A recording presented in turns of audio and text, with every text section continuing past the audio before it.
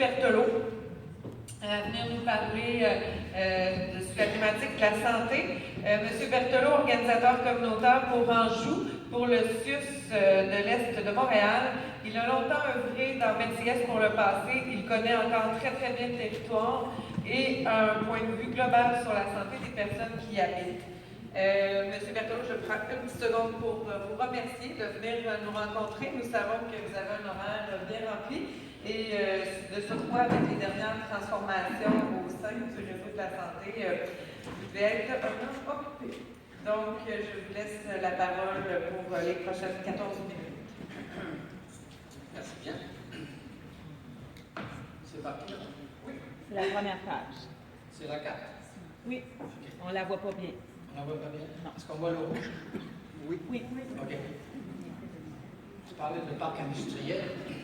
Si vous remarquez la carte, vous allez remarquer donc au niveau de la pointe de l'île, tout le cœur de la pointe de l'île, en rouge, c'est le milieu industriel. Pointe-aux-Trembles, Montréal-Est et Anjou en haut. Les résidents se sont établis donc tout autour et se sont rapprochés tranquillement du milieu industriel année après année. Quand on parle de sécurité, on voit que donc, la population de la pointe de l'île est constamment en conflit avec le monde industriel. Et l'insécurité, les grands conteneurs qui peuvent exploser, etc., l'impact que ça pourrait avoir sur la population est assez important. Je vais donc avoir le dur labeur de vous présenter des statistiques de la PDI et plus particulièrement de Merci-Est. Le document que vous allez voir, c'est une synthèse très brève du portrait que j'avais pu faire, un portrait plus complet, dans le cadre du bilan de l'ancien C3S en 2013-2014. Je pense que ce document sera accessible à vous plus tard, c'est cela? Parfait. Donc là, c'est juste un aperçu. Et on va aller brièvement. Tu m'avises hein, quand c'est le temps? Parfait. Donc, tu passes à l'autre graphique. En 2011, Merci-Est a progressé de 1,43% de sa population, donc c'est minimal. Au niveau du C3S, c'est à peu près la même chose, 1,4%. Si vous regardez Montréal, s'est développé pendant en 2011, on remarque donc une hausse de la population de 5,2%. Voyez-vous, on est nettement en bas de la moyenne montréalaise. Si on va plus loin, à Pointe-aux-Trembles, il y a eu un déficit de 1,6% de sa population entre 2006 et 2011. Ça vous situe un petit peu. Donc en 2011, Merci-Est avait 42 500 de population. Au niveau des âges,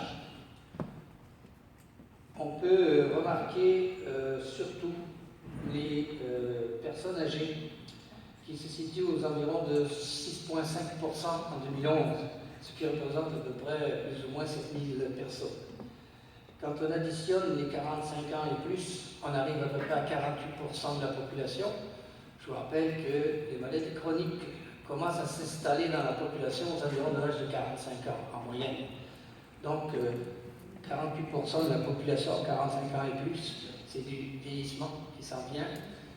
Ça s'annonce mal quand on regarde ça. L'âge médian est de 43 à Merci-Est et en Montréal, c'est disons 40 ans.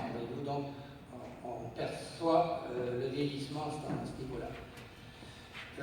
Au niveau des autres âges, ça se compare avec Montréal à quelque chose près. Je parle notamment des moins de 19 ans, c'est à peu près semblable. Au niveau de l'immigration, de 2001 à 2011, on a noté donc un petit boom d'immigration à Merci-Est, avec 2575 immigrants qui sont arrivés en 10 ans. Alors, c'est c'est pas énorme, mais par rapport à l'Est et par rapport à Pointe-aux-Trembles, c'est quand même mieux. À Pointe-aux-Trembles, c'est pas facile. Pour les immigrants, ça doit être un peu trop loin là-bas. Ou à cause des fumées, je ne sais pas. Donc il y en a moins. Quand on regarde l'immigration à Rivière-des-Prairies, on constate que le taux d'immigration à Rivière-des-Prairies est équivalent à celui de Montréal. Donc c'est vraiment Pointe-aux-Trembles et Merci-Est qui ont un taux d'immigrants beaucoup plus faible.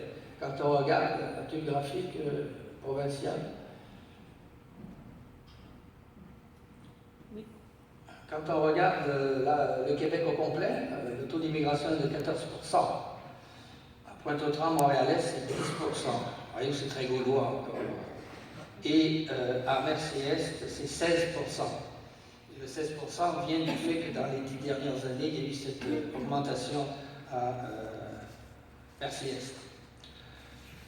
Quand on regarde l'axe sud, Pointe-aux-Trembles, Montréal-Est, Merci-Est, Hochelaga, Rosemont, on voit bien que c'est la même population qui prédomine, c'est-à-dire le Québécois de souche, le blanc Québécois de souche, qui s'est surtout situé dans ces zones-là. L'axe nord, Rivière-des-Prairies, Anjou, Saint-Michel, Saint-Léo, c'est plutôt là où il y a le plus d'immigration. Au niveau des ménages, j'ai encore du temps. Oui, bon. Au niveau des ménages, les ménages familiaux donc, dominent à la pointe de l'île 63% par rapport donc, aux personnes seules. Il y a moins donc, de personnes seules sur le territoire, 14% seulement, par rapport à 18% à Montréal. Pour les familles avec enfants, la monoparentalité se concentre dans le secteur de Merci-Est avec 41%. Et de mémoire, là où il y avait le plus de mères monoparentales, c'était dans Saint-Victor. Ici, on est dans Sainte-Claire, c'est ça. Donc, c'est plutôt dans Saint-Victor où il y avait le plus de... Ça doit être toujours comme ça, j'imagine, en 2001. Pointe-aux-Trembles également performe avec 37%. Et dans les deux cas, ces valeurs-là, 41 et 37%, dépassent les valeurs montréalaises. À Montréal, la valeur moyenne, donc la monoparentalité, c'est 33%. Vous voyez qu'on est nettement au-dessus. Au niveau du revenu, alors qu'il s'agisse du revenu médian des ménages ou celui des familles, la pointe de l'île occupe une position avantageuse, en moyenne, par rapport à l'ensemble de Montréal. En effet, pour ces deux indicateurs, famille et ménage, le territoire se situe respectivement à 10,6% et 4,2% au-dessus des valeurs régionales montréalaises. De la même manière, les données sur les familles vivant sous le seuil des faibles revenus, le chômage ou l'assurance-emploi confirment une situation plus favorable à la pointe de l'île que dans le reste de Montréal. Ça, c'est la vue d'ensemble.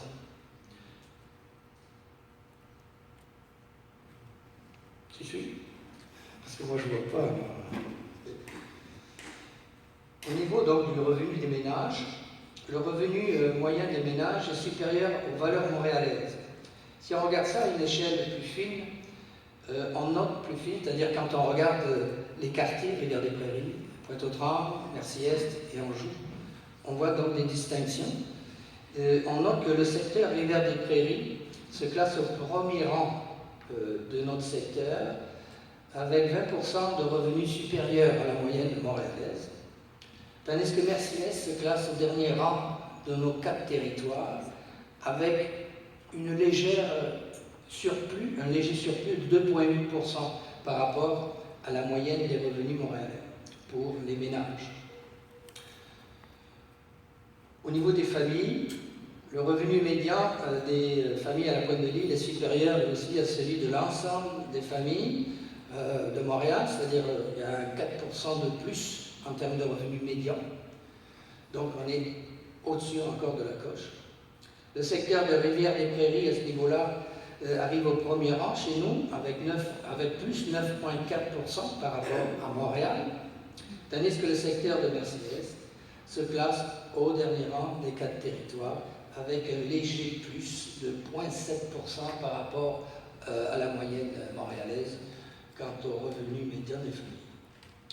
En ce qui concerne les familles monoparentales, le secteur de Prairie se classe au premier rang avec 13,7% de plus en termes donc de revenus moyens des familles monoparentales par rapport à Montréal.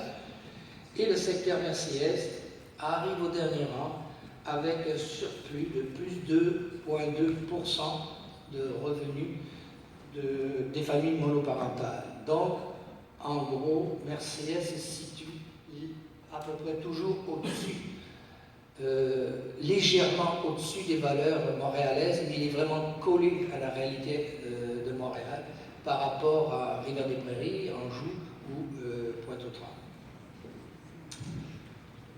Au niveau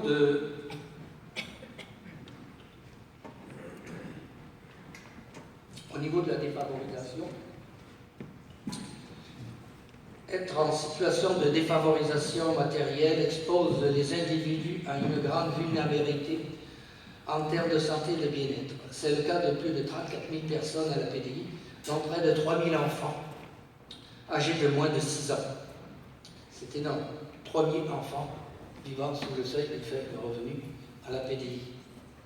Parmi ces 3 000, il y en a de moins de 6 ans, il y en a 605 en Merci-Est en 2011, et je n'ai pas l'impression que ça soit amélioré de ce côté-là depuis en 2015.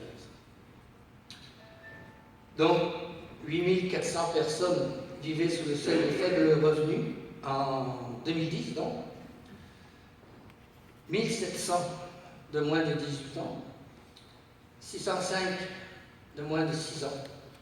Et au niveau des personnes âgées, 65 ans et plus, 1350 personnes âgées qui vivaient sous le seuil de faible revenu. Je ne sais pas, mais M. Tremblay en parlait tantôt, c'est la personne âgée. Ces gens-là, là, 1300, c'est terrible. À 65 ans, vivre avec un revenu si bas, M. Tremblay avait bien raison de s'inquiéter. D'autant plus que beaucoup d'entre eux, se nourrissant mal, ont tendance à être isolés. Ils vivent pour la plupart seuls. Il y en a beaucoup dans Saint-Bernard, je crois. À mon époque où je travaillais dans Merci-Est, il y avait une concentration dans Saint-Bernard. Il y en avait aussi dans Sainte-Louise-de-Marillac, je crois. C'est à vous, les communautaires, et à vous, citoyens, de s'en occuper, parce qu'ils ont peu de moyens, ces gens-là. Vraiment. Quand on regarde en termes de pourcentage, au niveau des personnes âgées, c'est quoi? 21,6%. On est légèrement au-dessus des valeurs montréalaises, 21,2%. On se situe un peu là. L'espérance de vie, ça va? Oui. Est-ce qu'on voit bien la carte, là? Parce que c'est important. Non, pas bien. Hein? J'en profiterai pour vous dire qu'il reste 1 minute 10. Oh, ben alors, Désolée. vous m'accordez 2 minutes de plus, hein? Oui. Merci. C'est dit, hein? Et toc. La carte qui est ici est importante. C'est l'espérance de vie de la population. Okay? Si vous regardez à gauche, c'est l'état de l'espérance de vie en 89-91. Toute la PDI est complètement rouge, c'est-à-dire que c'est significativement en dessous du reste de la région. Quand on regarde à droite, on voit que ça s'est amélioré, surtout à Rivière-des-Prairies, où eux, ils sont supérieurs à la moyenne maintenant en termes d'espérance de vie. Donc il est préférable, écoutez-moi bien, d'aller habiter là-bas, à Rivière-des-Prairies, vous vivrez plus vieux. C'est les statistiques qui disent ça. Au niveau de Merci-Est, on est dans les valeurs montréalaises, vous n'allez pas à vous inquiéter là, mais si vous voulez vivre un peu plus vieux, allez à Rivière-des-Prairies. Ça, c'est l'autre option. C'est plus facile. Un déménagement, c'est rapide. Dans Hochelaga, l'espérance de vie dans Hochelaga par rapport à Parc Extension, c'est pas si loin que ça quand même. L'espérance de vie entre les gens d'Hochelaga et du Parc Expansion, c'est 12 ans. 12 ans de moins à Hochelaga, 12 ans de plus pour Parc Extension. Vous savez pourquoi? Pas forcément, c'est les habitudes de vie, je crois. À Parc Extension, il y a beaucoup d'immigrants.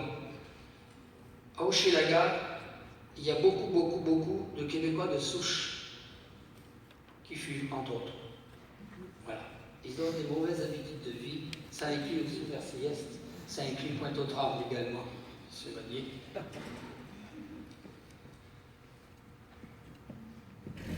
On va passer ça. Maladie chronique. 20 secondes. J'avais dit 2 minutes de plus. Hein. Ah, au niveau des maladies chroniques, la PDI, toutes maladies chroniques confondues, est le pire des territoires de l'île de Montréal. 40% des personnes résidant à la pointe de l'île ont au moins une maladie chronique, quelle qu'elle soit, au moins une. La PDI, c'est la pire de toute l'île de Montréal, toutes les maladies chroniques confondues. C'est pour vous dire dans quel état on est et quel travail il faut qu'on fasse. C'est donc sur ces paroles que nous allons devoir